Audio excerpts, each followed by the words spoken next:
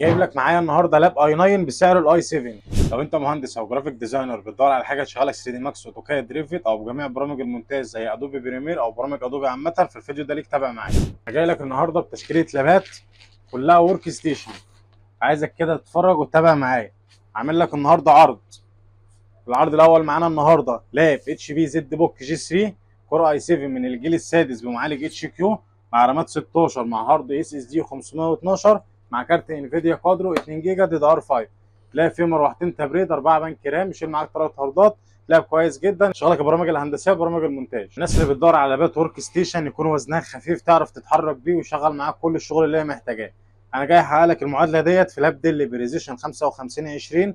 عايزك تبص معايا كده على جوده الشاشه.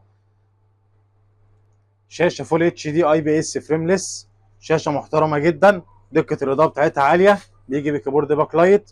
معانا النهارده اي 7 من الجيل السابع بمعالج اتش كيو مع رامات 16 من نوع دي درام 4 مع هارد اس اس دي 512. لاب عليه فانتين تبريد.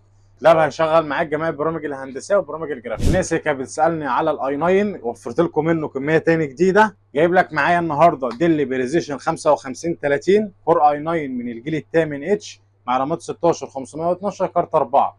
لاب معدن، لاب وزنه خفيف، لاب كيبورد باك لايت، شاشه فول اتش دي فريمليس. الناس اللي بتدور على الكور اي 9 جايب لك اي 9 يشغل معاك البرامج التقيله ويشغل معاك البرامج الهندسيه باعلى كفاءه. جايب لك معايا بقى وحش الاداء العالي الزد بوك جي 5. جايب لك معايا الزد بوك جي 5 وعندي منه الجي 6 والجي 7 والجي 8 والجي 8 الفيوري، وعامل لك عليهم عرض جامد جدا بشاحن اوريجينال.